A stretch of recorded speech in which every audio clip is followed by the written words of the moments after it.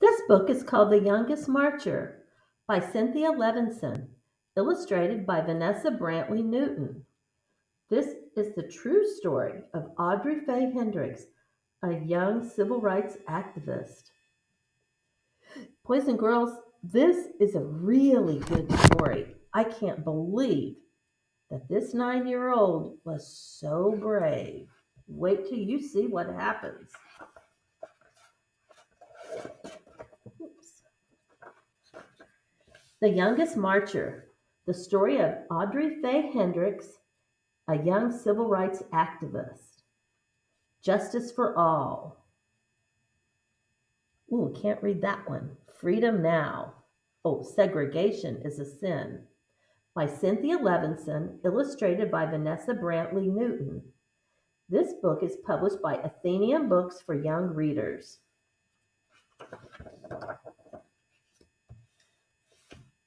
To Jan Hendricks Fuller, to the memory of Audrey Faye Hendricks, and to the women and girls of the civil rights movement. C.L. That would be the author, Cynthia Levinson. To the Charleston Nine and Sharonda Singleton Coleman's family, VBN. That would be the illustrator, Vanessa Brantley Newton.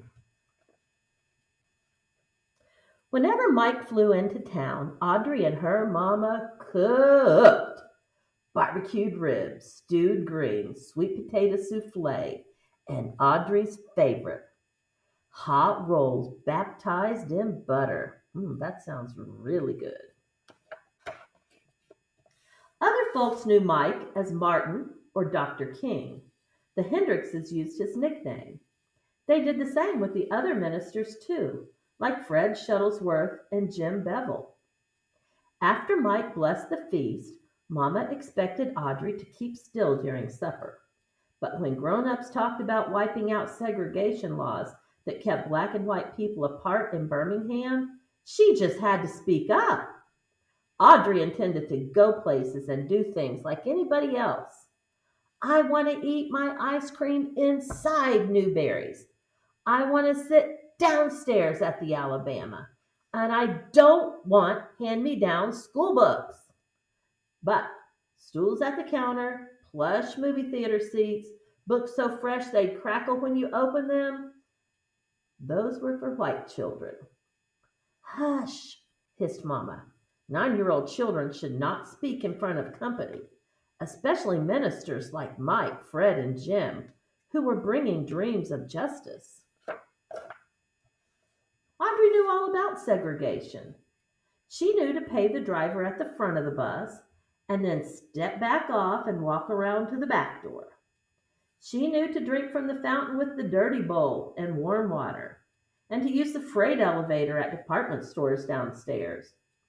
Front row seats, cool water, elevators with white gloved operators, law said those were for white folks. Every Monday night, Audrey and her mama and daddy and her aunts, uncles, and cousins joined the neighborhood and friends at Fred's church for worship, fellowship, and testimony. She sang and swayed along with the movement choir, her voice spirited and spiritual. Black and white together, we shall overcome. Ooh, you know I can't sing. For once, she didn't have to keep still. Oh, look at this sign. Whites only. Big frown. White store owners won't hire me. Ku Kluxers chased me. Policemen called me names. Those hateful stories made Audrey squirm. She tried to tell her mama that's not right. Shh. How could Mama expect her to hush? She had to make things right. But what could she do? When Mike visited Fred's church, thousands of people crowded around her to hear him preach. In a voice as taut as steel cables and as smooth as glass, he intoned, segregation is morally wrong and sinful. That's true. Fired up, Audrey sat taller. An unjust law is no law at all, he proclaimed. Audrey had listened to Mike explain his plan at her supper table and knew what he meant. If a law was unjust, disobey it. She'd sit down inside Newberry's, picket those white stores, march to protest those unfair laws. Why, even marching was against the law. Then get arrested. Fill the jails, Mike exclaimed. Fill Birmingham's jails so full that policemen can't squeeze in one more person. Pack the cells so tight that the police will have to quit arresting people for demanding their rights. Audrey knew. Audrey just knew Mike's plan would work. She twisted in her pew to see which grown-ups walked down the aisle and volunteered for jail. But they mostly stayed put, eyes staring at their feet, hands on their knees. Feet, hands, and knees didn't move. Fill the jails, Mike pleaded, meeting after meeting. But the head shook. All around her, Audrey heard, no, best not to break those segregation laws. Boss man will fire me. Landlord will evict me. Policeman will beat me. If nobody protested, Mike's plan would fail. Police could keep arresting anyone, anytime, for anything, forever. Audrey would never be able to go places and do things like everybody else. Then one night, Jim announced a new idea. If grown-ups won't do it, fill the jails with children. Audrey leapt to her feet. I want to go to jail, she declared. Mama looked deep and saw that Audrey's eyes begged. Please. Okay, Mama said. Audrey strutted down that aisle. She was going to Jail.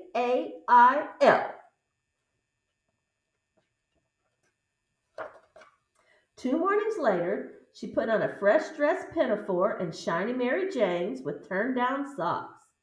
Protesters got to look nice. In the meantime, her daddy bought her a game to help her pass the time in jail. Her mama and daddy took her by Center Street Elementary to tell her teacher she'd be absent, maybe for a whole week. Miss Wills wrapped her arms around her. Audrey knew she was proud of her. She said goodbye to her grandparents. You'll be fine, her grandmother said. She knew Audrey would be brave, and so did Audrey. Then her mama and daddy drove her to 16th Street Baptist Church, where the children were gathering. Even before she reached the door, Audrey heard loud voices chanting freedom songs. Inside, hundreds of big kids called out to friends and crowded around signs for their high school. Parker, Carver, her head swiveled. Where was the sign for Center Street Elementary? She was the only protester from her school, the youngest child in the whole church, and she knew no one. Audrey huddled by her parents in the basement. Can a man love God and hate his brother? Justice for all. Segregation is a sin. Segregation is a sin. Freedom now. But when Jim lined her up with the others, 2 by 2, and the door swung open, Audrey straightened up. She was going to break a law and go to jail to help make things right. Clutching a protest sign in one hand and her game in the other, Audrey marched out the door. She stomped and sang, Ain't nobody let nobody round, turn me around, turn me around. Half a block from the church, white policemen stopped. A white policeman stopped Audrey. He pointed toward a police van. Sentence, 1 week in juvenile hall. Whoa. See Audrey's shoes? These are called Mary Janes. A matron locked Audrey into a day room with 24 older girls, all bigger, all strangers. Audrey sat down alone and slipped the cover off her game. I told you to sit down, the matron yelled. Audrey jumped. She didn't remember standing up. The matron dragged her into a dark, empty room. When I tell you to do something, she commanded, you do it, or I'll leave you here. Ooh, that is mean. How can someone be so mean to a little girl? Trembling, Audrey quietly followed the matron back to the day room, put away her game, lay down on her head, and cried. Jail was harder than she'd thought, and she wasn't fine after all. By evening, Audrey was hungry and tired. For dinner, soupy, oily, tasteless grits. At night, a bare mattress with one thin sheet for a cover. The next morning, uh-oh, no fresh underwear, no clean pinafore, no toothbrush. Audrey and her cellmates were led outdoors into an empty concrete pen surrounded by high prison walls. The older girls talked together. Audrey wondered what her classmates were doing. Miss Wills would be keeping them busy. On another day, Audrey was sent to a huge room and told to sit in a chair that was so high her feet dangled above the floor. 4 white men glared at her. She'd never talked to a white man before. "Are you against America?" one demanded to know. "No, sir," she answered politely. "What do you talk about at those meetings?" another asked. Our freedom." "Why did you march?" "To go places and do things like anybody else." What was wrong with that? Every mealtime, Audrey stared at greasy grits. She could barely spoon them into her mouth, let alone swallow them. Every night, the cot's wire springs jabbed. Every morning, she had nothing to do but sit alone with her game. In the afternoons, though, more kids crowded into the day room. Some days, many of them arrived sopping wet. A girl explained that firemen aimed powerful hoses at the children. Surging water spun them off their feet and down the street. They got up and kept marching anyway until they too were sent to jail.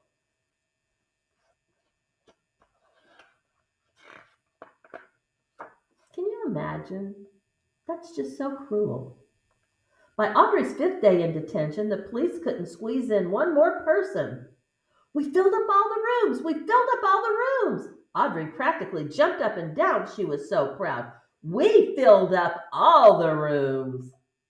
Watching television in the day room, she saw black people stroll straight into stores and restaurants, like they belonged there.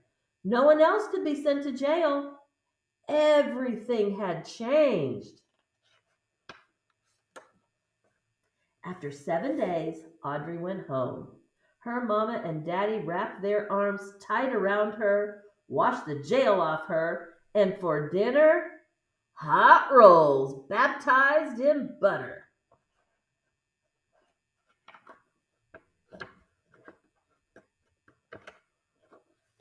2 months later, the city of Birmingham wiped segregation laws clean off the books. Audrey licked her spoon clean at Newberry's counter like everybody else. Black and white together, like we belong.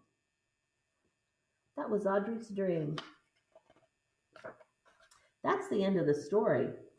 And this is a picture of the real Audrey Faye Hendricks. What a brave girl she was. This book will be available in my classroom so you can check it out. Justice for All, Segregation is a Sin, Freedom Now. So if you'd like to read the notes in the back of the book, please check it out. Oh, and guess what? There is also a recipe for hot rolls baptized in butter, and it looks really good. I think they're kind of like biscuits. When I look at the recipe, do they look good? Anyway, I hope you enjoyed this story of the youngest marcher. Audrey Faye Hendricks was brave because I don't know any 9-year-old child who would like to go to jail. But Audrey, she made a difference. She and all the other young marchers who went to jail and changed things forever. Bye, everybody. I hope you enjoyed this story as much as I enjoyed it. See you at the next story.